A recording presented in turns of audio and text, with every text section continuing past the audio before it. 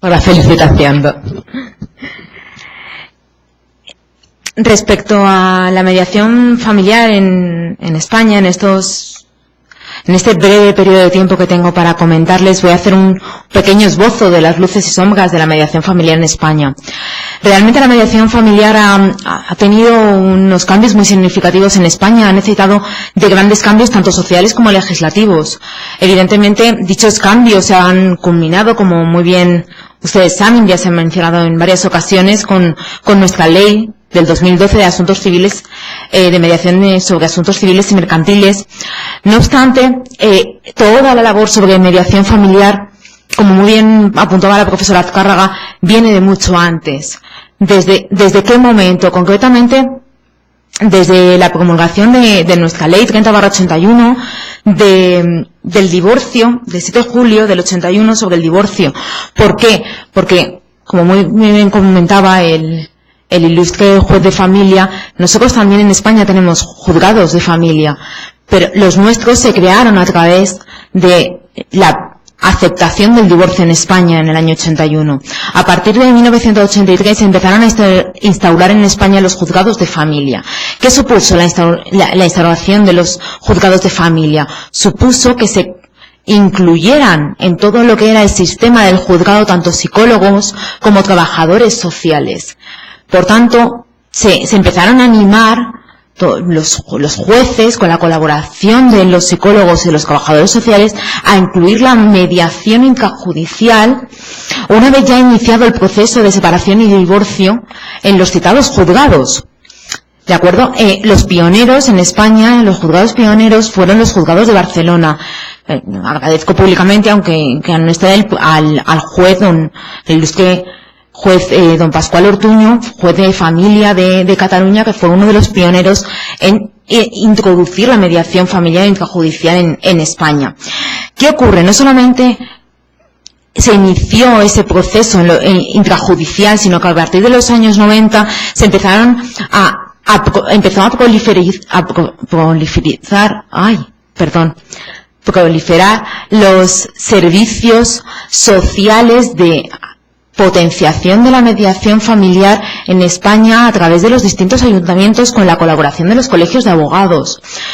Fueron una progresión a partir de los años 90, pero no fue un reconocimiento expreso normativo de la mediación familiar como tal hasta la ley del 2001 de Cataluña, como decía la profesora Azcárraga.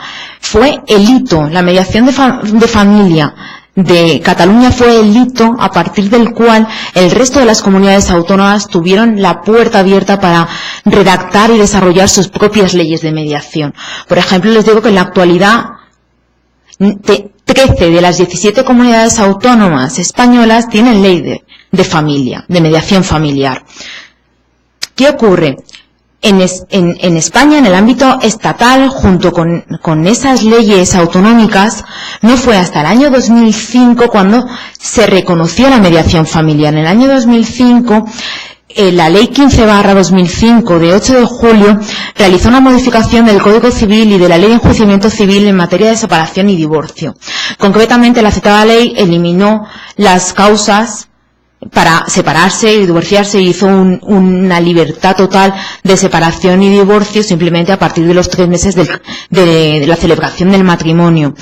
Entonces, la citada ley del 2005 introdujo el artículo 770, párrafo 7º de la Ley de Enjuiciamiento Civil, que permitía suspender el proceso de separación y divorcio para acudir a una mediación. Por tanto, fue el reconocimiento legal a esa posibilidad de realizar una mediación familiar en España, de ámbito estatal. Como les comento, se observa que la mediación familiar en España se centra casi en su totalidad en todo lo que es proceso de separación y divorcio. ¿Por qué? Porque la mayoría, por no decir la totalidad, menos 2 concretamente, Cantabria y Cataluña, se ciñen a mediación familiar. Por tanto, en esa mediación familiar, esas comunidades autónomas, a su vez, concretan en una mediación en el ámbito de separación y divorcio, olvidándose del resto de temas colaterales a esa mediación en el ámbito familiar. ¿Qué ocurre? Evidentemente en España pensamos en mediación familiar, en la mediación intrajudicial o la mediación extrajudicial, en una ruptura de pareja, en una crisis matrimonial. Pero tenemos que mirar más allá, tenemos que ser conscientes de que ese es el problema, pero que la actual ley de mediación, y evidentemente, ojalá hubiera una ley de mediación familiar que unificara esos criterios de armonización, de contenidos sustantivo al cual se puede acudir en la mediación. ¿Para qué? Para seguir potenciándola, porque el ámbito de la mediación familiar no es solo la crisis matrimonial, va mucho más allá. Evidentemente, el objeto claro es el convenio regulador, una separación o un divorcio de mutuo acuerdo, en el cual se regulan aquellos aspectos como alimentos, como pensión compensatoria para el cónyuge que tiene un desequilibrio tras esa ruptura de pareja, la custodia de los niños. Pero no se queda ahí la mediación familiar, sino que tenemos que pensar en conflictos hereditarios, como les comentaba antes. Imagínense entre hermanos, o entre un cónyuge y un ascendiente, o imagínense unas capitulaciones matrimoniales, ¿por qué no? O la elección del domicilio conyugal. Hay mucho más conflictos que van más allá de las crisis matrimoniales. Simplemente hay una restricción: ceñirse en la mediación familiar a aquellas cuestiones que caben a la libertad de la autonomía de la voluntad de las partes, es decir, de normas dispositivas y no de normas imperativas.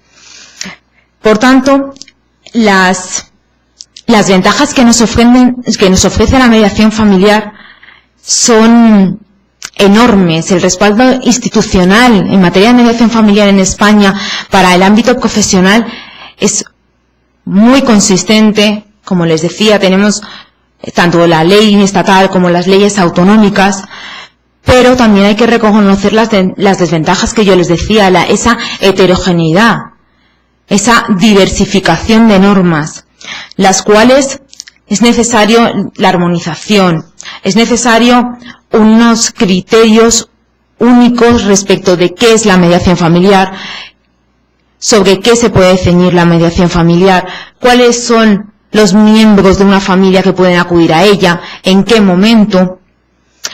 Por tanto, a pesar de todas las luces que yo les vislumbraba, es evidente las sombras que tenemos en España de la mediación familiar. Por tanto, ¿qué sería lo aconsejable? Lo aconsejable sería, o bien, en ese futuro reglamento que tanto estamos esperando, una concreción de todos estos aspectos, no solamente aspectos internacionales, aspectos de la formación del mediador, sino aspectos del contenido de una mediación familiar que evidentemente tiene unos conflictos, como muy bien se decía en esta mesa, no solamente patrimoniales, sino evidentemente personales. Por tanto, se ha trabajado en España mucho, tanto a nivel legislativo como a nivel jurisdiccional. No obstante, las sombras evidentemente han sido nuestros legisladores estatales, que han tenido una inactividad al respecto hasta este momento. Pero hay que alabar toda la función del legislador autonómico sobre la materia. Por tanto, acabar simplemente diciendo que hay que apostar por la mediación familiar, evidentemente, es la solución idónea desde mi punto de vista para resolver los conflictos en este ámbito, y debemos seguir trabajando por la cultura de la paz. Muchas gracias.